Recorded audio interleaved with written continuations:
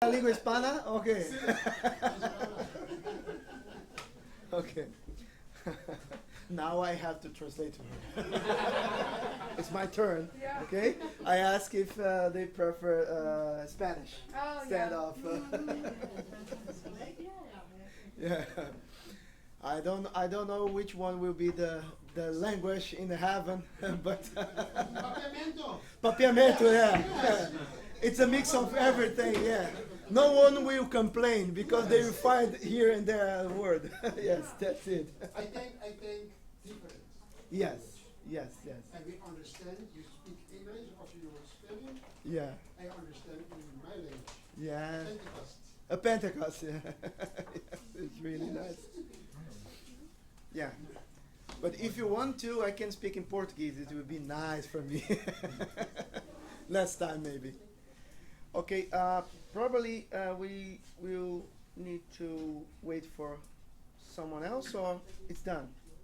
This morning like this. Yeah? It's good? Okay. Oh, yeah. Good to see you here. Okay, thanks for this opportunity to get together and we share some thoughts and things that will probably shake our way of thinking and also our churches. Oké, dus ik ben dankbaar voor deze mogelijkheid die we hebben om samen te komen. En ik denk waarschijnlijk dat door deze presentatie ons geloof even wordt geschud en onze ideeën weer een nieuw leven worden ingevuld. Yes. But before we start, let's make a prayer. En laten we eerst beginnen met het gebed. Dear Lord, Hemelse Vader, thank you for this opportunity to get together dank u voor deze mogelijkheid om samen te komen and learn together en samen te leren how to do your work much better. hoe we uw werk beter kunnen doen. Help us to understand fully Help ons om volledig te begrijpen and use what we are learning and what we are discussing here to build your everlasting kingdom. en om te leren hoe we hoe we wat we hebben geleerd kunnen gebruiken om te bouwen aan uw enige koninkrijk. In the name of Jesus, amen. In Jezus' naam. Thank you. Do you need she get closer to the microphone or No, it's good enough. it's good enough? Yes. Okay. So the first presentation will be becoming a missional church in the post-Christian era. Dus deze eerste presentatie gaat over het worden van een missiegerichte kerk in een post-christelijk tijdperk. So we'll make it. We'll get the definition of what means post-Christian. Dus we gaan kijken naar de betekenis van post-christelijk. Then move to how to become a missional church in order to face this challenge here. En daarna gaan we kijken hoe wij een missionaire kerk kunnen worden om die uitdaging te kunnen onder ogen kunnen zien. Okay, let's move to the next one. So first, we need to get the definition of postmodernism, Dus eerst moeten we kijken naar de betekenis van postmodernisme. because postmodernism opens the door for the post-Christian era. Want dit begrip opent de deur voor het post-christelijk tijdperk. Postmodernism is in the postmodernism there is a disbelief in meta-narratives. Dus in het postmodernisme is er een ongeloof in metanarratieven. What means meta-narratives? Wat betekent metanarratief? Meta-narratives is everything we read in the Bible that is connected with something miraculous or is not usual. Oké, dat Oké. heeft betrekking op alles wat we in de Bijbel lezen dat verband houdt met iets bovennatuurlijks. Angels, a conflict in the heaven, and God doing this or that. All this kind of things is called meta-narratives. En daaronder kunnen we verstaan engelen, strijd die in de hemel gebeurt, alles wat met God te maken heeft. Daaronder kunnen we verstaan metanarratief. So on postmodernism, there is a disbelief and this kind of histories or facts. For Dus- us, it's facts. In het postmodernisme is er dus een ongeloof in dit soort bronnen of feiten. No more utopias. Furthermore, there is distrust of third claims. Dus geen utopieën meer. En bovendien is er ook een wantrouwen in waarheidsclaims. No more ultimate truth. Geen ultieme waarheid meer. An age of disillusionment. En het gaat om een tijdperk van disillusie. And why that happens? En waarom is dit gebeurd? Because after the Second World War, Want na de Tweede Wereldoorlog the world was suffering. was de wereld aan het lijden. Ja. Yes, and the church didn't bring the answers. En de kerk had niet de antwoorden daarop. The church just get there, connected with these rituals and the service, but didn't bring any answer for the human being.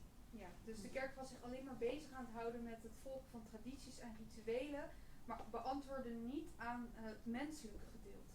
Next one. Okay, so yes, so then that happens. Postmodernism happens after the Second World War, and in the late 1770, when I was born, the Europe was postmodern. Oké, dus het postmodernisme gebeurde na de Tweede Wereldoorlog. Aan het einde van de jaren 70. Wat is het? Postmodern. Oké, aan het eind van de jaren 70 werd de wereld postmodernistisch. Yes. So if when I was born, here people were becoming postmodern, what they are now. Yeah, what the people here in Europe, what they are now, because they were postmodern, but they are not postmodern anymore. They are something else. Oké, dus de mensen die in die tijd, in dat tijdperk geboren werden eigenlijk postmodernistisch geboren. Maar als we kijken naar de tegenwoordige tijd, zitten we niet meer in het postmodernisme. Yes. So that how it came post-Christianity. En toen kregen we eigenlijk het post-christendom. Post-Christianity is the situation in which Christianity is no longer the dominant civil religion of a society. Ja, dus het post-christendom is de situatie waarin het christendom niet meer de dominante burgerlijke religie is. Yes, for example, in Brazil, everyone born as a Catholic. Bijvoorbeeld in Brazilië wordt iedereen geboren als katholiek. It doesn't matter if you never put your feet at the church, you was born as a Catholic. Het maakt niet uit of je nooit een stap in de kerk hebt gezet, je wordt gewoon geboren. I don't know, maybe in Chile's and even in Suriname is the Misschien almost kennen the same de or not? Antillen en de Suriname dat okay, ook. it's different. Okay, but there, everyone came from a religious background. Okay, Maar in Brazilië komt iedereen van een religieuze achtergrond. so if you met someone at the street, you can talk about the Bible. Dus als je iemand op de straat tegenkomt, kan je over de Bijbel praten met diegene. I baptized in Brazil almost 900 people. In Brazilië heb ik bijna 900 mensen geteld. Yes, each year about 100 people. Elk jaar ongeveer 100 mensen. And some people, okay, you are the Johannes de Doper. En sommige mensen noemen mij, oh je bent Johannes de Doper. No, people want to know about religion in South America. Maar dat is niet zo. Mensen in Zuid-Amerika willen nu eenmaal iets over religie weten te komen. And also the church is always doing something to reach people. En zo is dat de kerk altijd bezig is om mensen te bereiken. So it's a good connection between the need and people to bring answers to this need. Ja, dus Okay? er is een goede balans tussen de behoeften en mensen die die behoeften kunnen beantwoorden. So, but it's not what's happening here in Europe, especially in the Netherlands. Maar dat gebeurt niet in Europa en vooral niet in Nederland. So here the society now is post-Christian. Dus That- de maatschappij, de huidige maatschappij is That zit in means- post-christendom. there is no religious background strong as it was before anymore. Dat betekent dat die christelijke of die religieuze achtergrond niet meer zo sterk was als voorheen. Values, culture, and worldviews that are not necessarily Christian anymore. Dus nu hebben we het over waarden, culturen en wereldideeën die niet noodzakelijk meer christelijk zijn. And again, why is that? En wederom de vraag, waarom is dat zo? The European post-modern generation turned by a war on their home soil left the church behind. Ja, en dus de Europese postmoderne generatie uiteengerukt door de oorlog op hun thuisbasis verlieten de kerk. Yeah. So they move forward and looking behind them, okay, the church, I don't belong to this anymore. That's what Dus ze happened. gingen vooruit en keken terug en konden zich niet meer identificeren met de kerk, voelden zich daar niet meer thuis. And that can happen more and more even with our children in our church. En dat kan steeds meer en meer voorkomen, ook met de kinderen in onze kerk. Because if you don't talk to them in the language and in the sense they can understand, we will lose them. Want als je niet met ze praat op het niveau wat zij begrijpen, dan verlies je ze. Sometimes we are so stick and rituals and service and tradition and thinking that the church is that the service in the Sabbath morning. Ja. Soms zijn we zo strikt en denken we eigenlijk dat de essentie van de kerk alleen draait om het volgen van rituelen en tradities. But the church is much more than that, and that's what we are discussing. Dat we alleen denken dat de kerk daarom gaat, maar de kerk gaat om veel meer dan dat.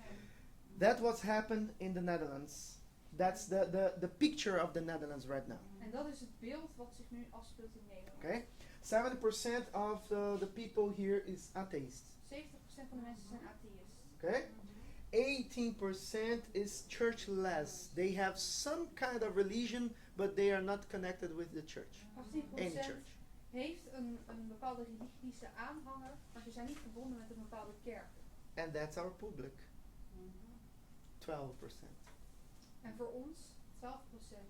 In Brazil, it's completely different. It's 80% of people is among these two groups here. En in 80%. Brazilië is het juist omgekeerd. Daar vormen de laatste twee groepen 80% Yes. van de bevolking. And in the other 20 is just people that don't want to go to a church because they prefer to go to a bar or something like that. En de overgebleven 20% zijn mensen die niet naar de kerk willen gaan, omdat ze liever de voorkeur hebben om naar een bar te gaan. But they have a religious background. Maar ze hebben een religieuze achtergrond. So to move people from this to this, it's somehow easy. Dus om deze mensen, die 20% te verplaatsen naar de andere groep, is redelijk makkelijk. But even there, the postmodernism is getting stronger and moving people to this group here. Maar zelfs in Brazilië komt dat postmodernisme sterker op en dringt eigenlijk dit gedeelte hier naartoe. Always because of the same issue. The church is connected with the service on the Sabbath morning in not talking to people on the street anymore. En het draait altijd om hetzelfde. Ja. Het draait altijd om hetzelfde. De kerk is eigenlijk, komt neer op de dienst in de ochtend en niet meer naar de buitenwereld toe.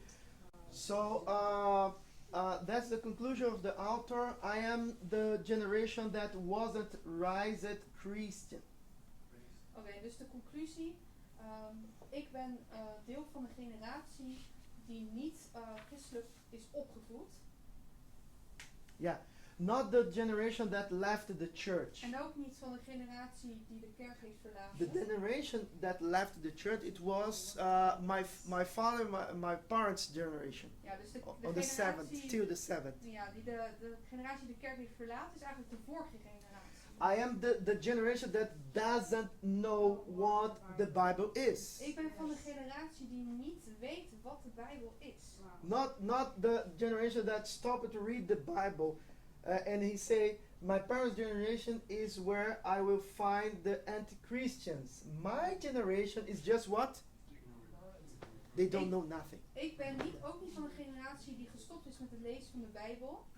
Mijn ouders generatie is waar je de antichristenen zult vinden. Mijn generatie is gewoon ontweten. So when you talk about Jesus, it's better you talk about the Santa Claus. Dus wanneer je over Jezus praat, is het beter als je over Sometimes. Sinterklaas praat. Soms. Yes, unfortunately, because Santa Claus has some kind of connection with their yes, when they are young. Also the children. Yes. Want Sinterklaas heeft nog iets van een connectie met toen zij jonger waren. Yeah, but the narrative, the Christian narrative, there's any kind of connection anymore. Maar met het christelijke narratief is geen connectie meer. And you know that much better than me because you live here. En u And weet I'm dat just veel, came to this country and seeing this thing. u weet dat veel beter dan ik, want u woont hier en ik ben hier pas. But what they need. Maar wat zij nodig hebben, So people in the post-Christian era don't want answers. mensen in het post-christelijke tijdperk, zij willen geen antwoorden. Or at least not just one answer. Of althans, niet alleen één antwoord. You can get your package of truth from the Bible and say, that's it. Je kan je pakket aan waarheid in de Bijbel vinden en zeggen, kijk, dit is het. They want to find their own answers. Maar ze willen hun eigen antwoorden vinden. They want to get an experience and understand how you can say, what you are saying, not hurting you, but experience with you. Get this experience with you. Dus niet alleen wat jij zegt, maar ze willen wat jij zegt, dat ze dat ook kunnen ervaren. Yeah, and unlike Jesus, we generally teach by giving answers. Dus in tegenstelling tot Jezus, onderwijzen wij in het algemeen alleen door het geven van antwoorden. Answers that the people around us don't want anymore. Antwoorden die de mensen om ons heen niet meer willen horen. As I told you, people want experience. Zoals ik net zei, mensen willen ervaringen. They want guides. Ze willen richtlijnen. And that is interesting when we talk about guides. It's talking about me. Oké, guides als in, ze willen leiders. Dus net zoals predikant. I had an experience this week. It was really interesting. Ik had een hele interessante ervaring deze week. I was inside a home and someone knocked at the door. Ik was in iemands huis en plotseling werd er op de deur geklopt. Okay, and I went there. Okay, hi, my name is Ron. I'm here to show how you can improve your windows, etc., and get and borrow the money from the government, etc. Were je in your own? At my house. Oké, dus hij was zelf thuis, werd op de deur geklopt en hij deed open en zei hallo, er kwam iemand binnen, ik ben Ron. Yes, improve the windows, change Ja, the ik windows. kom hier om je te informeren over het veranderen van de ramen. And we start to talk about that, etc. I was not really interested on that at the first time, En we at the first begonnen moment. met elkaar te praten en in het begin was ik daar eigenlijk helemaal niet geïnteresseerd. I was waiting for an opportunity. Maar ik wachtte op een mogelijkheid. And then the opportunity came. En toen kwam die mogelijkheid. He asked me, he made a mistake to ask me what I do. En hij maakte een fout om te vragen wat ik zelf doe. And I told him, ik ben een predikant. En ik vertelde hem, ik ben een predikant. And Hij zei, oh. and he asked, okay, a predikant that don't speak Dutch yet? En hij zei, oh, een predikant die nog geen Nederlands kan Yes, praten? because I'm here to deal with those that speak Portuguese and with the Amsterdam International Church in Amsterdam. Ja, en ik zei, ja, ik ben hier voor de mensen die Portugees praten, maar ook in de kerk in Amsterdam ben ik actief. And then the Holy Spirit started to work. En toen begon de Heilige Geest te werken. He told me, when I was young, I had a lot of questions in my mind. Hij zei toen ik jong was dat ik veel vragen in mijn hoofd. And I approached a domine and I start to ask questions. En ik benaderde een dominee om daaraan die vragen te voortzetten. But any answer fulfilled my heart. Maar geen één antwoord kon mijn hart vervullen. And that's why I don't believe in nothing. En daarom geloof ik in niets. And we start to talk. En we begonnen te praten. My neighbor went out and take his car and do some stuff and mijn- return Mijn buurman die ging naar buiten om iets op te halen en kwam weer terug. after 2 hours. Na 2 uur. And we went there, still in front of our house, talking En we with waren to nog each steeds other. voor de deur aan het praten. And it was really nice because I share with him not answers. En ik deelde met hem niet antwoorden, I share with him my maar ik experience. deelde met hem mijn ervaringen. I told him I can't talk about the Lord. I just can talk what the Lord is doing in my life. En ik zei, ik kan niet over de Heer spreken, ik kan alleen spreken over wat de Heer voor mij in mijn leven heeft gedaan. And if my experience is good for you, maybe you could talk to me more further about that. En als mijn ervaring bij jou goed aanslaat, dan kan je misschien verder met mij daarover praten. And then he started to ask about the history and how something could happen, how I get my answers. En hij begon mij vragen te stellen over hoe ik mijn vragen beantwoord krijg. And I told him, okay, some people try to find answers in someone else, and my answers is coming from the Bible.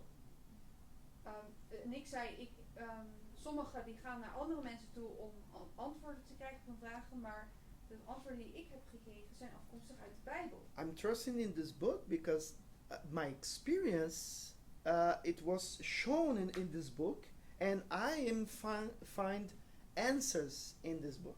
Maar ik vertrouw op dit boek omdat ik mij kan herkennen in de ervaringen die ik heb gehad en de antwoorden die dit boek aan mij geeft. I don't know about you, but it makes sense for me to find answers here, and for me, it's really good.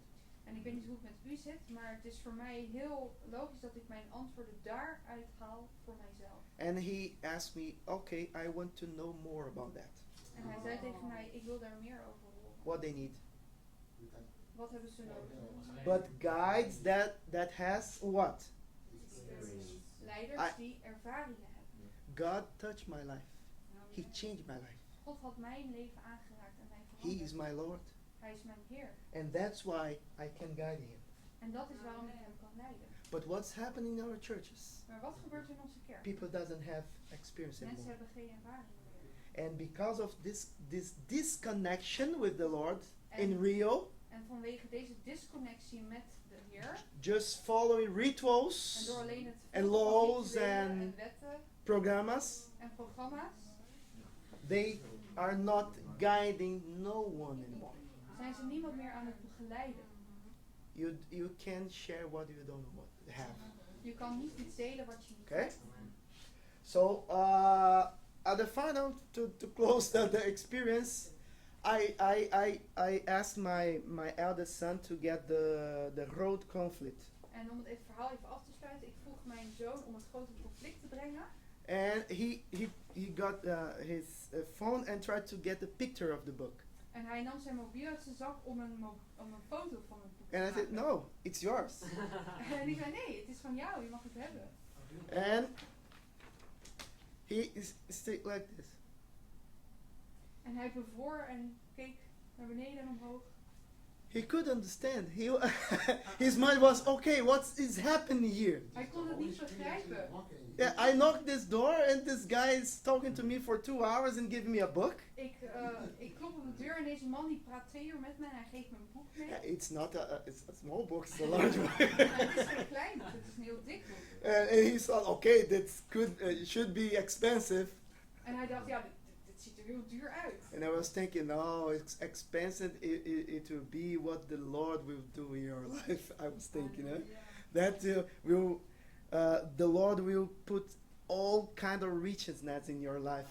Reading this book, I was thinking, En ik gaf als antwoord op, nee, het is de Heer die de rijkdommen in jouw leven zal plaatsen. So that's the challenge. Post-Christian people have a distorted image of what it means to be a Christian. Dus dit is een uitdaging, want post-christenen hebben een verdraaid beeld van wat het betekent om een christen te zijn. And how to reach them. En hoe kunnen we hen bereiken? And it's really interesting because the answer is on our Bibles. It is still there. En It het is ook always- interessant, want Always het antwoord- there. Het antwoord kunnen we vinden in de Bijbel en het was er altijd al geweest. The next one. Look to the Jesus approach. Als we kijken naar Jezus benadering. When Jesus had finished saying these things, the crowds were amazed at his teaching. And why? Because he talked as one who had what? Authority. Experience. Jesus was talking about what he is, what he has, and not just philosophy, foolish philosophy. He's talking about himself. Ja, dus in Matthäus 7 vers 29 staat Oké, in het Nederlands is het anders. Het begint bij vers 28. Maar oké.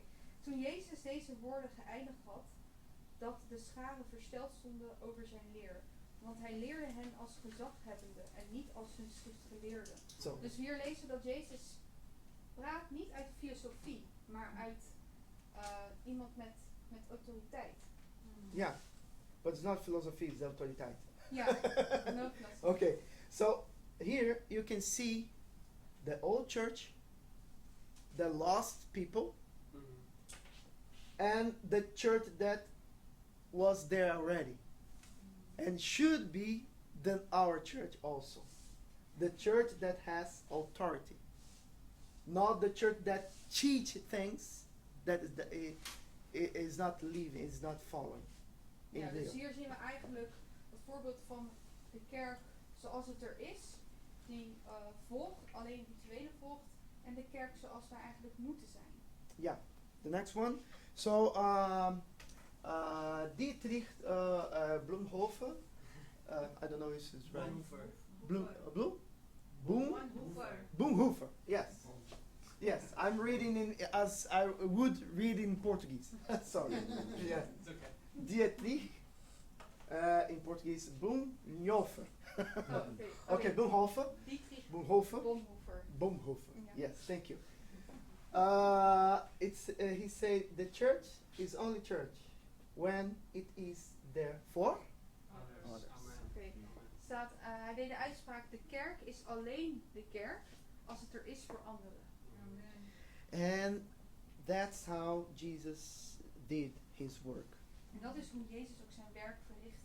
The next one it says Jesus again, just as the Son of Man did not come to be served, but to serve, and to give his life as a reason for many. Okay? Matthäus 20, vers 28. Gelijk de Zoon des Mensen niet gekomen is om zich te laten dienen, maar om te dienen en zijn leven te geven als losprijs voor velen. But most part of our people, it's right there, it's Sabbath morning. Maar het grote deel van de mensen zit daar op Sabbatmorgen. I want to see the pastor dancing. Dance for me, pastor. Ik wil graag zien dat de predikant gaat dansen. I'm overload, but you know the sense. Ik overdrijf het een beetje, maar u begrijpt wat ik bedoel. Some people, sometimes is just there, waiting for be served to receive the plate with the food, to be full and return home. Sommige mensen komen alleen naar de kerk om bediend te worden, om een bord te krijgen, om vervuld te raken en daarna weer naar huis te gaan. But that's not what church is about, Maar dat is niet waar het om gaat in de kerk. and we need to change that. En we moeten dat veranderen. Otherwise, our church will die. Anders zal onze kerk afsterven. So, becoming a missional church. Okay, being a missional means that more than bringing people to church to hear about Christ. Okay, you can. Oké, dus het zijn van een missionaire of een missiegerichte kerk is meer dan alleen het brengen van mensen naar de kerk om over Christus te horen. Christ is brought to people through the church's presence in the world and in life in society. Gaat het eigenlijk meer om dat Christus wordt gebracht naar de mensen door de kerks aanwezigheid in de wereld en in de maatschappij. In other words, what we do, our mission is not to bring people to the church, not just that. Onze missie is nou niet alleen gericht op het brengen van mensen naar de kerk. It's share the Lord we already receive in our lives. Het gaat om het delen van de Heer die wij al ervaren in ons leven. I have something, and I can explain, but I want to share my experience with you. Ik heb iets en ik kan het niet verklaren, maar ik wil iets met jou delen. And if you look at me and see that it makes sense to you, if you want this same experience, just follow me. En als je het aanhoort en het klinkt logisch voor jou en jij wil diezelfde ervaring hebben, volg mij dan. So when we talk about evangelism, Als we het hebben over evangeliseren, remember we are talking about sharing what you have. dan hebben we het over delen wat we al hebben. That's why I never start an evangelist campaign before prepare the church for that moment. Daarom begin ik nooit aan een evangelistische campagne zonder het voorbereiden van de kerk. Yes. Once someone asked me, Pastor, why not to share some pamphlets or share books, etc., here and there, etc. En als iemand vroeg op een gegeven moment aan mij, waarom gaan we niet wat pamfletten uitdelen hier en daar? And I was noticed that the church wasn't in crisis. Some people fight against other people and gossiping, a lot of this kind of En ik things. merkte dat de kerk zich in een crisis verkeerde. Mensen die met elkaar aan het vechten waren of geroddel dat er was. I don't want to be there. Ik wil daar niet zijn. I don't want my family there. En ik wil niet dat mijn familie daar is. How can I invite her to come to my church in this situation? Hoe kan ik iemand uitnodigen om naar mijn kerk te komen als hij in deze situatie verkeert? So first we need to create the structure to make the evangelism. Dus eerst moeten we een structuur creëren als voorbereidend werk voor de evangelisatie. If the church is good and safe for me, for my wife, my children, so is good also for you. Als de kerk een veilige omgeving is voor mij en mijn familie, is het ook een veilige omgeving voor anderen. So the next one. So missional Christians become people rightly interested in people. Missionaire christenen worden mensen die hoog geïnteresseerd zijn in mensen. It means a missional church is not so concerned with the service in the Sabbath morning. They're concerned if the people will have such experience that they can share with others wherever they go. Dus een missiegerichte kerk is niet echt bezorgd om alleen de dienst op Sabbatmorgen, maar eerder of de kerk een zodanige ervaring opdoet dat zij dat met de buitenwereld kunnen delen. I remember one experience I had when I received a big church in my city, Aracaju, in Brazil. A big church. Oh, oké. Dus ik denk nu aan een keer dat ik een predikant werd van een grote kerk in Brazilië. Yeah.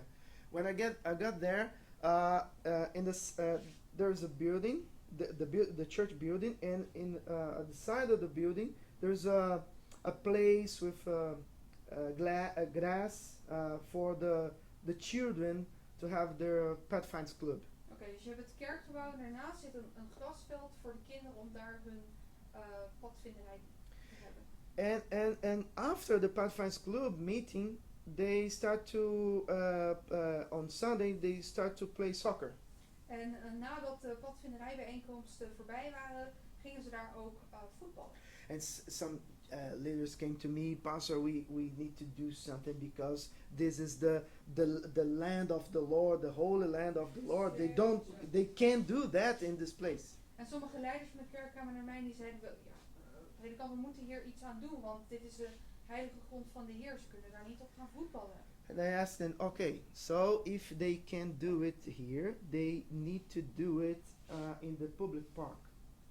Dus ik zei, oké, dus als ze het hier niet kunnen doen, moeten ze dus in een publiekelijk speelveld gaan spelen. So there are many adults drinking, smoking, and looking to our girls or the children of the church, etc.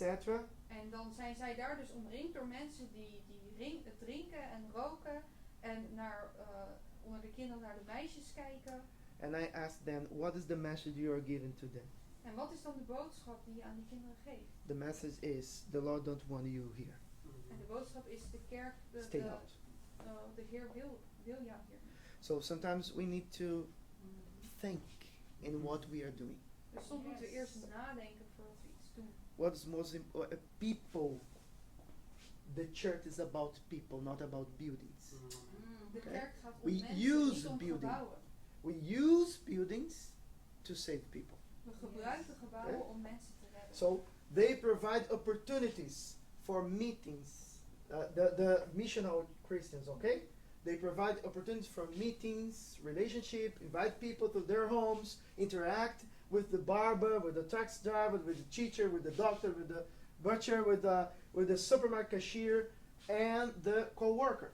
Dus missionaire christenen voorzien in het geven van mogelijkheden voor bijeenkomsten, relaties, het uitnodigen van mensen naar hun huis, interact, het omgaan met de kapper, met de taxichauffeur, de leerkracht, de dokter, de slager, de cashier en de collega. Yes. So they are always on mission because their lives is a mission. Dus ze zijn altijd op een missie omdat hun leven zelf een missie is. So evangelization happens in an organic and intentional way. So they know what they are, they know what they got, they know their experience with the Lord, and they are full of that, and they want to share with others. It's intentional. When we are talking, we think, okay, somehow an opportunity will came, and I will use this door. Mm-hmm. Dus evangelisatie geschiet dan op een organische en intentionele manier.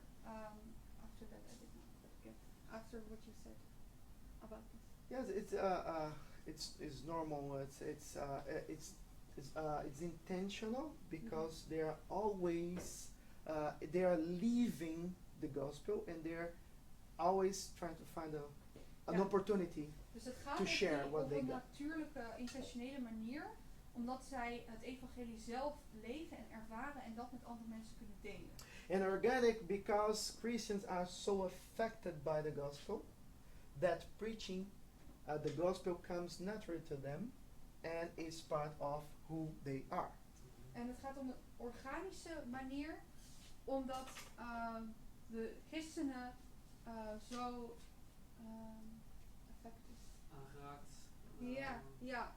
aangeraakt zijn bij het evangelie, door het evangelie, dat het verkondigen van het evangelie natuurlijk voor hun is en wordt en een deel wordt van wie zij zijn. Just an example. Een voorbeeld? When I start my relationship with my wife, Toen ik aan een relatie begon met mijn vrouw, I was so involved. I was so happy. was ik zo blij. I still is so happy. En dat ben ik nog steeds. So I was so happy. So it was natural to find a colleague, a friend, and say, look, I started my relationship with her. Yes, I'm a look guy. En ik was zo blij, dus het was heel natuurlijk voor mij om naar een collega te gaan en dat met hem te And delen. why is that? Because I'm full of happiness. En waarom? Omdat ik I vervuld don't ben met need to- blijdschap. I don't need to think or make plans or etc. I just open my mouth and go. Ik hoef niet eerst van No? te denken en plan te maken. Ik open mijn mond en ik zeg het gewoon. So if our church became a church that is looking for people interest, people will get happy there, and they will normally, naturally invite others to come, share their experience. It's good. It's good. You have to go there. It's nice. It's good for my children. It's good for you also, for your children. Come with me. Go ahead. Dus als een, I don't know. Your assistant said to me to use the hard mode, so that's what I do. Oké. Go ahead. Oké, dus als een kerk zich focust op mensen die al geïnteresseerd zijn, dan komt het op hun natuurlijker naar hun toe om ook naar andere mensen uit te reiken en ook hun enthousiast te maken om naar de kerk te komen. That's it. So let's move to the next one. Okay, so that's something amazing that Jesus, a conclusion from Jesus, and that's what I can see here in the Netherlands. I was talking to Rob that maybe we should make a T-shirt here. Yes, we can. Dus ik las deze tekst en het is iets wat ik voelde dat het ook in Nederland echt van toepassing is. En ik sprak met Rob en ik vroeg of het mogelijk is om een t-shirt te maken met Yes we can. We kunnen het. Yeah.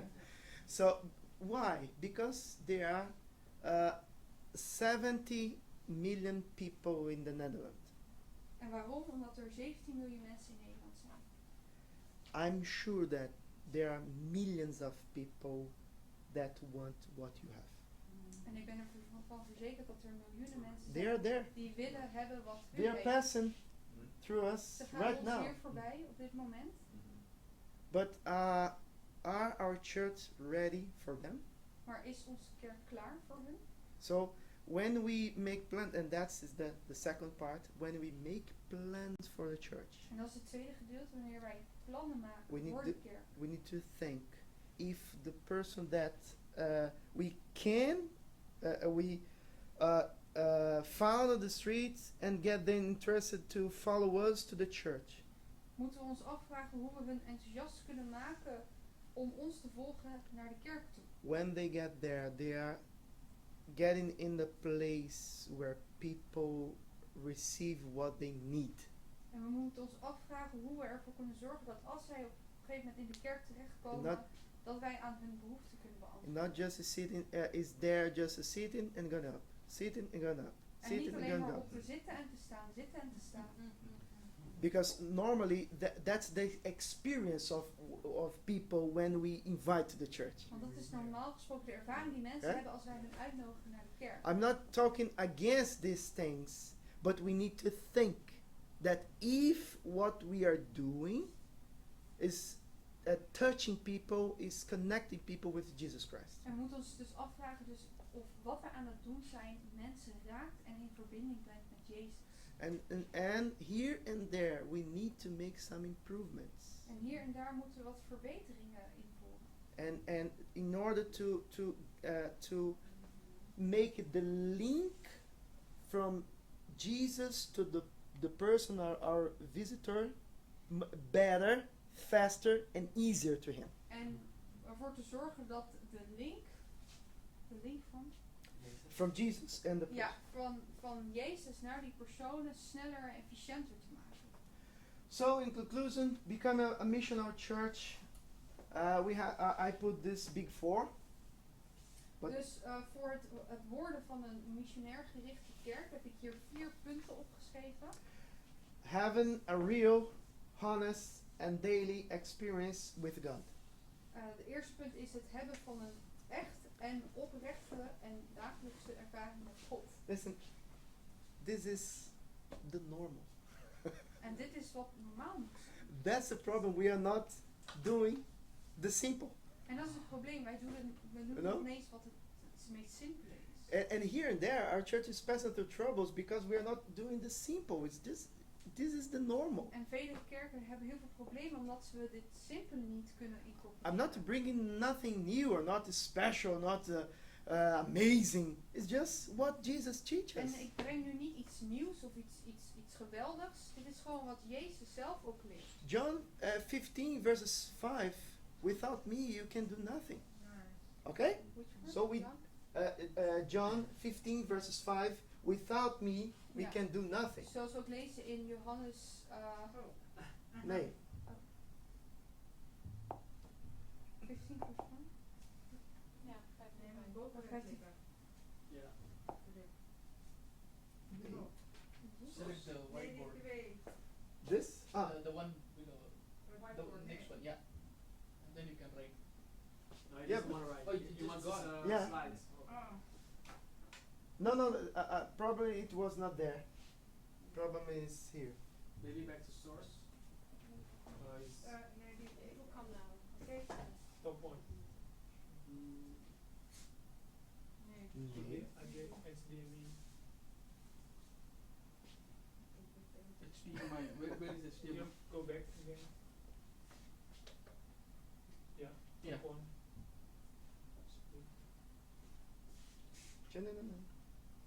No. Oké, dus Johannes 15 vers 5 zegt ook, zonder mij kunt u niets doen. Yes. So, and the second, no, go away. Okay. The second is understanding our prophetic role as Seventh-day Adventists. En het tweede punt is het begrijpen van onze profetische rol als 87 Adventisten kerk. We are not some church. Wij zijn niet zomaar een kerk. We are the church that is connected with the prophecy Wij in zijn de kerk Revelation. die verbonden is met de profetieën. We are the people that our name are there, okay? Those people that keeps God's command and keep the faith in Jesus Wij Christ. zijn die mensen Of die de Jesus. geboden van Faith of God Jesus. onderhouden en het geloof in Jezus hebben. So we need to understand our role in this world, our prophetic role. We need to do the simple, just keep in touch with Jesus. And the third, living in a way that is consistent with our high calling in Christ. Dus we moeten onze profetische rol als kerk begrijpen. We moeten het simpele doen, punt 1. En het derde punt, we moeten op zo'n danige manier leven dat het consistent is met onze hoge roeping in Christus. Hypocrisy is not a good deal when you're talking about evangelism. Hypocrisy, yeah. Ja, schijnheiligheid is dat? It's not a good deal, a good idea when you're talking about evangelism. Ja, schijnheiligheid is geen goed idee als je het hebt over evangeliseren. Because more or less time, people will notice that. Want vaak zullen mensen dat doorhebben. And then you notice that they was catching a lie. En Okay. dan There. hebben ze door dat ze in de maling worden genomen. Okay, if the church doesn't live according to their prophetic whole, is not consistent with the truth that we preach and defend, so that's a big problem. Ja, Okay. dus dat merken mensen als wij dus niet onze profetische rol uitdragen en consistent zijn met onze roeping. Okay, and offering intentional. What means intentional? You have a reason to do what you are doing. En het vierde punt gaat over intentioneel zijn. En wat betekent dat? Dat betekent dat je een reden hebt om iets te doen. I'll give you an example of what I'm talking En ik about. zal een voorbeeld geven wat ik bedoel. We are talking in Zaldo's church to make some improvements in the program of the In de church kerk service. van Amsterdam Zuidoost bespreken we om wat wijzigingen door te voeren. Yes, and in doing that, we voted a new program, and this new program, we are not using the Bible reading anymore. En dan Scripture reading. dus scripture stemmen we erover. En een van die wijzigingen is dat we niet meer de schriftlezing gebruiken. Yes, I asked the leadership why we do that, En ik vroeg aan het leiderschap waarom hebben we daarvoor gekozen. and no one has. Oh, waarom? Yes, and no waarom one doen has wij an de answer. schriftlezing? Ja, en niemand heeft een antwoord waarom we de schriftlezing niet Because 5 minutes after that, the preacher will read the same verse again. 5 minuten daarna zal de predikant die vers weer gaan oplezen. But we were losing 5 to... Sometimes people start to talk about the scripture reading, make the pre-preaching. Ja, Oké. soms gaan mensen al vooraf over de schriftlezing praten als een soort van voorafje aan de preek. And we lost 5 to 10 minutes En dan verliezen from the we 5 preaching tot 10 itself. minuten You know? van de preek zelf. So we are not using the scripture reading anymore. Dus dan is het idee dat we de schriftlezing niet meer gaan gebruiken. And that's make the program more dynamic, En dat maakt faster. het programma meer dynamisch en sneller. And people used to went there and now some of the people, okay, I was expecting more and it's done. Okay, it was nice. I will return because it was enough, faster, dynamic, and help the people to understand everything. Ja, dus Otherwise, it was so many information. ja, het so wordt much dus information. het wordt dus als heel positief ervaren dat mensen dus zeggen van ja, het is dynamischer, sneller en er wordt minder informatie zeg maar in een kortere tijd gegeven. Yes, but yes, very often we need to check how the thing are doing, and yes, we have a lot of things to improve. En we moeten wel gewoon al die dingen bijhouden. En ja, er zijn veel punten waarop verbetering mogelijk is. By now, my strategy is just seeing what is going on. En mijn Just strategie nu A is step, yes, some steps behind, just seeing how people are doing the things. En mijn strategie nu is om van een afstandje echt te bekijken hoe de dingen gaan en wat mensen aan het doen zijn. And then, as we now we have a new group of leadership team.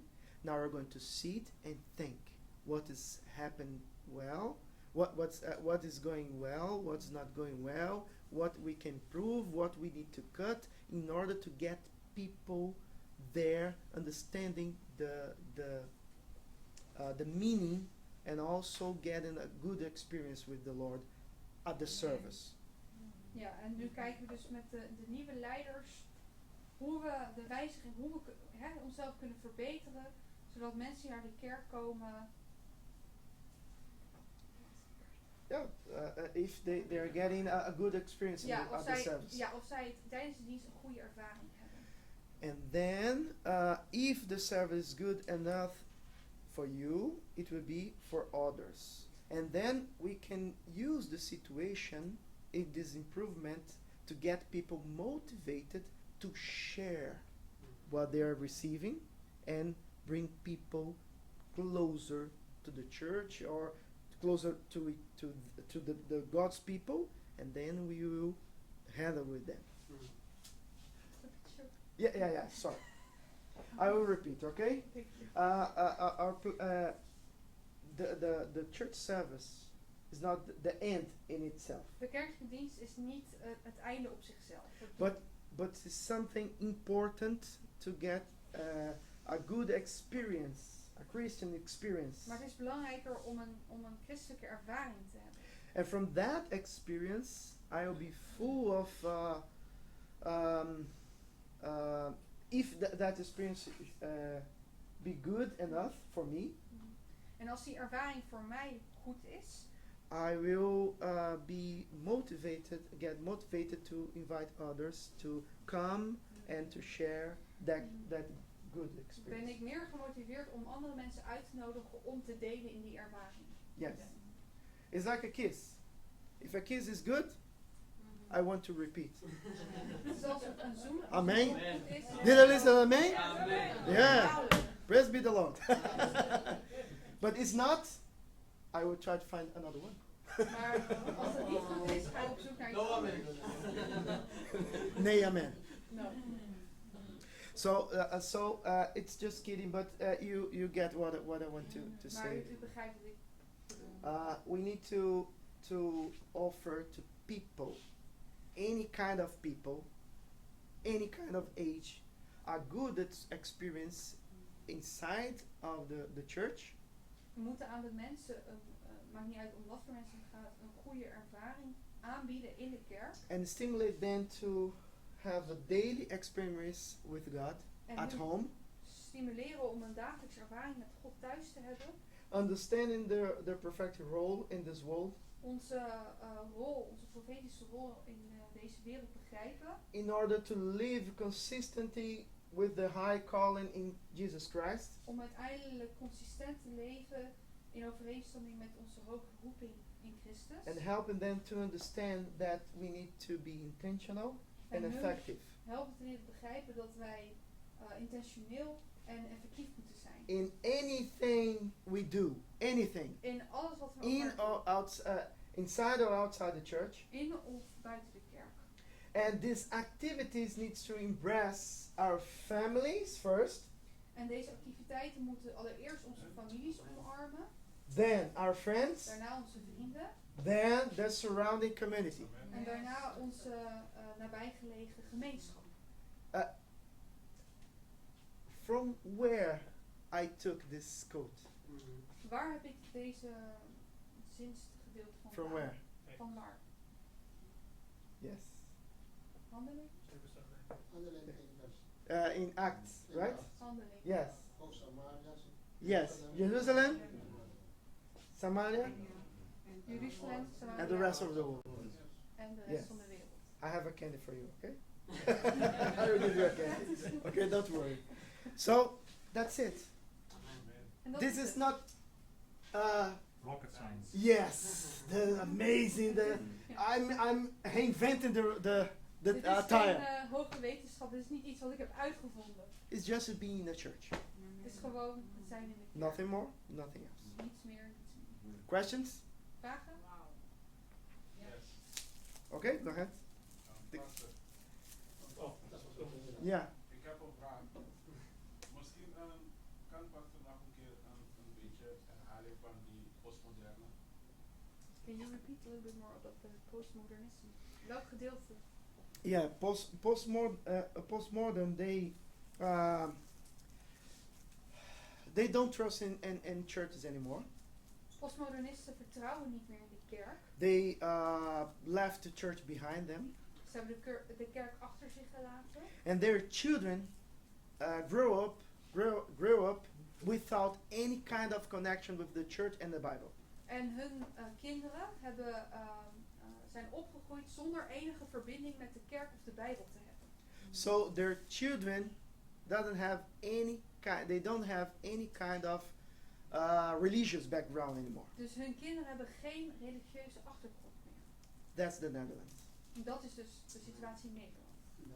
Okay, so the children, our generation here is post-Christian. Dus de kinderen, dus onze Yes. generatie, wij zijn eigenlijk de post-christenen. That means the Christian background is behind them. Dat It betekent dat doesn't zij exist anymore as it would be. dat betekent dat de christelijke achtergrond It was in the zit past. achter hun. Kennen ze niet meer. Okay, so that's a problem. When you would try to talk about the Bible with someone about the 20 or the 30 years old, they Dus will wanneer je met iemand van ongeveer 20 of 30 jaar probeert te praten over de Bijbel, would just reject what they're talking about. zullen ze je gewoon afwijzen. Waar heb je het over? This is just stories for children Het or zijn gewoon something like that. kinderverhalen. It doesn't make sense anymore. Ja, het heeft geen So impact meer. they will just listen us if on dealing with us or working with us they feel that I have something they don't have. Okay?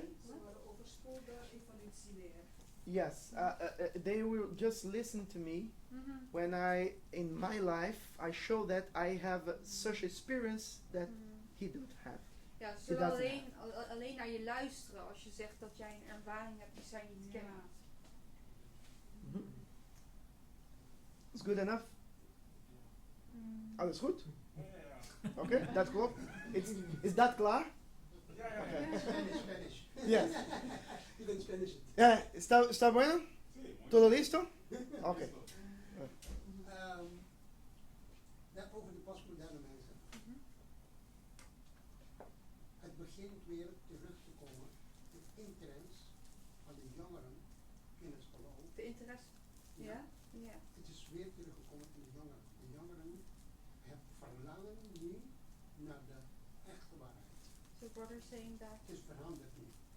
the interest for In religion is Nederland. coming back under the young people in Mhm. Netherlands. The desire to know something about God. He's mentioning that. Yes, but where are we? Where we are? That's that. Maar waar zijn wij? Waar Ja. zijn wij op dit moment? They have this interest, the interest on learn things about God, but we are not there. Zij hebben die interesse om over God te leren, maar wij zijn er niet voor hun. I understand. We're inside the church, getting our service and returning home. We zijn binnen in de kerk om That's de what we do. dienst te volgen en daarna weer terug te Dat is gaan. Nothing more, nothing else. Dat is 90% van de church. Yes, De 10 nog. yes. So when we think in the church, we need to think how we can share how we can shine. That's the word. Shine to Ja, the world. we moeten ons afvragen Ja. hoe wij There's a lot of ways to do it. ons licht kunnen schijnen naar de Yes, buitenwereld. how we need to shine. But Jesus said, okay, to be a light, you need to be a salt first. And yes, I'm Brazilian, and in Brazil we do a lot of barbecue. Okay? Ja, dus And to do- Jezus zegt, voordat je een licht Sorry. kan zijn, moet je eerst zout zijn. En in Brazilië doen wij veel Yes. barbecue. And in order to do a barbecue, you need to put salt in the meat. Okay? En dan moet je, voordat je het vlees gaat bereiden, moet je daar zout op leggen. If you have the meat and you have the salt in the pot, it doesn't work. Nee. Als je, Oké. als je het vlees hebt, maar het zout dat blijft in de pot, dan heb je er niks aan. So the believers, they are inside the pot. It's Sabbath, Dus de gelovigen die zitten binnen in de pot. and the En meat het is is Sabbat. and the meat is out there. Okay? We need to. They need to connect each other, you know. Ja. So the properties of the salt will stick on the meat. Dus With the het eggplant, vlees, I mean. ja, het vlees en de zout moeten met elkaar in aanraking komen. Ja. Yeah. Ja, Om het goed te laten smaken. ja, om het Mooie goed te metafoor. laten Yeah. maken. So then, when we be a salt for them, then we can be the light. En wanneer wij voor hun tot Salt zout came zijn, first. kunnen wij het licht ook voor hun zijn. Go ahead. I think most of us are here are from evangelization department in our church, and we are taught today that we need to create a safe environment in the church. Yeah. Dus ik denk dat de meeste van ons hier afkomstig zijn van de evangelisatiedepartementen. Er wordt gezegd dat wij een veilige omgeving moeten creëren in de kerk.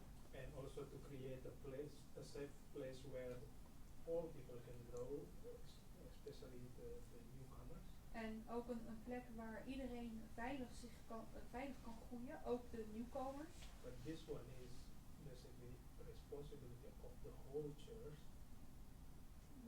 But to create a safe environment is the responsibility Ja, of the maar om whole een church. veilige omgeving te creëren is eigenlijk de verantwoordelijkheid van de hele kerk. And it depends on the size of the church. En dat hangt af van de grootte van de kerk. The evangelization leader could be effective or could not be effective The- to turn upside down the church. Ja, de evangelisatieleider die kan efficiënt zijn of inefficiënt zijn met het veranderen van de kerk. What would be your advice? Wat is uw advies daarop? That is the next chapter. Volgende. We're going to talk about that. How to make a year planning with the old church. And yes, I have to share that with someone. Ja, En- dus het volgende hoofdstuk is het maken van een jaarplan. So that's why I'm here. I'm share with you, okay? But it's something we need to discuss with the old church. The old church. De whole church. The whole Ja, oké. church. Dus dat is iets wat we met de gehele kerk moeten bespreken. I'm sorry, my accent, No. Brazilian accent, sometimes is a bit tough. Okay, so you're getting some tips, and you can share with the others. Okay, I learned about that. Let's talk about it, and maybe in your future we can sit together. It would be pleasant for me to sit together with more people and we discuss how we can improve. But it's hurt sometimes because when we are talking about are changing when you touch in some. Food, pain. Yes, Painful. yes, it's painful because when we touch in this, no. If you touch on that, fire will come from above. Oké, You know? ja, dus er zijn een paar dingen die je dan kan You know what I mean, bespreken, right? maar er zijn wat gevoelige punten die je dan kan aanraken. Ja, raken. So, yeah, Je houdt veel aan traditie. yeah. Ja, En we zijn Very bang om traditional. eigenlijk netjes te komen, Ja. om aan te ontplooien. afraid to En leave our dan nest blijven we maar in die cirkel. and we stay in the En dan groei je circle. niet. Yeah. We Je don't moet grow. even uit die cirkel komen om te You have to come groeien. out of the Yeah. circle to grow. Ja, precies. Als dat knopje niet open gaat, kan je niet bloeien. Give me please one example Geef me where één voorbeeld rituals save some institution. waar rituelen een Just one. institutie hebben gered. Just one example where rituals save an institution in their history. There is no anyone. That's why we need to look to people, understand people, and then make plans. En daarom moeten we omkijken Not naar the opposite. mensen begrijpen en dan daarop onze plannen afstemmen en niet andersom. Otherwise, it's that situation when Jesus talked, the Pharisees talked about the Sabbath, Ja. you know, and Jesus said, "Okay, I didn't make the human being to keep the Sabbath. I make the human being, and think on them, I create the Sabbath."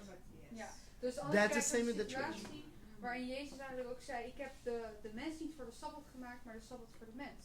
Yeah, and the way of thinking sometimes of some leaders with a really good intention, it's try to save and to hold the church, to avoid some kind of threat came inside the church. Ja, dus vaak hebben kerkleiders dan wel zo het idee dat ze de kerk willen behouden en willen afschermen van dreigementen. But on doing that, like the Pharisees and the other ones, they are killing the church. Ja, maar door dat te doen, Yes. doden ze eigenlijk de Yes, kerk. yes, yes, yes. The church is not surviving. The church is that. The church is just existing, but not living anymore. Ja, dus dan Not bestaat alive, de kerk yeah. wel, maar leeft de kerk Steeds niet. traditie houden. Ja. School, Yes, wat yes, school. yes. Because when you were young, we had small shoes, and now we Mhm. have bigger and bigger shoes. Yeah. And when we used our shoes when we were young, painful. Yes, And yes, you cannot walk. yes, yes. I have. We have to grow. I'm dealing with a situation here that in Brazil is not a problem at all, and even in Seventh-day Adventist Church in the whole world I guess is not a problem. Ja. About Christmas tree. Oké, dus er is een onderwerp Ja. wat it's not a problem. No. Het is geen probleem in Brazilië, in ieder geval. And most Het part gaat of the om world is not a kerstboom. problem. En in de meest Yeah, van de wereld. because we use this moment where people has some kind of connection with something Christian, okay? We use this opportunity to do something. Want daarmee Oké. kunnen we wel een ingang vinden, ja, Yes. over met iets waar mensen bekend mee zijn en wat zij herleiden tot het christendom. But as people are so concerned with the Christmas tree, they are losing this opportunity, opportunity to connect with people. Maar omdat mensen zo bezorgd zijn om het wel of niet hebben van een kerstboom, verliezen ze die mogelijkheid om mensen te bereiken. So that's something we need to think about it. Dus dat is iets waar we over moeten nadenken. Okay? There is the truth. Je hebt de waarheid, There is my truth, dan heb je mijn waarheid and there is the lie. en dan is er de leugen. Okay? So I can't move to the lie, but I can stick in my own truth. Dus je hoeft niet per se naar de leugen te verschuiven, maar je kan wel in je eigen waarheid blijven steken. That's why we have the truth from the Bible. En daarom hebben wij de waarheid uit de Bijbel. And the Bible says there is nothing there.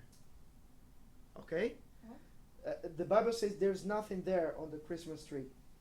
There's nothing there. Ja. It's just a tree. Het is geen levende God. Oh, oké. Yes. Oké, er zit niks levends It's in. not an idol Oh, or something like het is that. geen afgod.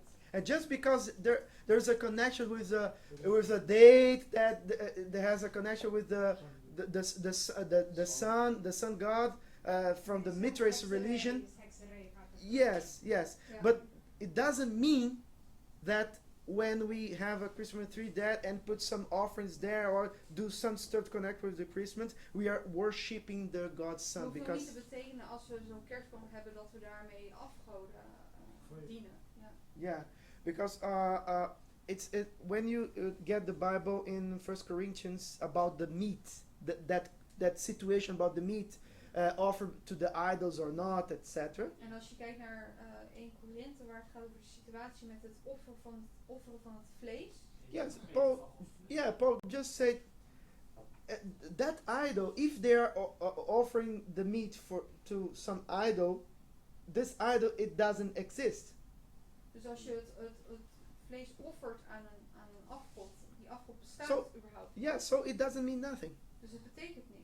But if you are in a house and the person tell you about it, Maar als je ergens thuis bent en een persoon vertelt jou daarover. so avoid to eat that food Dus vermijd om dat eten te and eten. explain why. En leg uit waarom. Otherwise, it will be confusing for the person. Anders is het verwarrend voor die But it's persoon. not about the idol itself, Maar because het gaat niet the om het idol afgod doesn't zelf. exist. It's because the message, the meaning to the other person that is getting connection with the church. Want de afgod bestaat niet, maar het gaat om de betekenis en de connectie die persoon gaat hebben met de kerk. There is just one God. Er zijn één God. He has the name. Hij heeft een naam.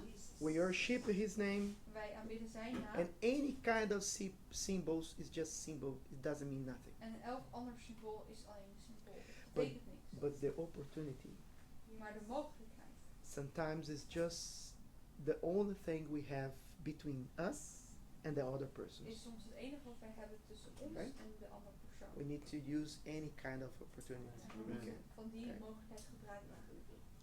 Anything else? Andere vragen? I'm not following the clock, so I even don't know if it's time to close or not. Okay. Question? Okay. Can I get the information before it's too fast?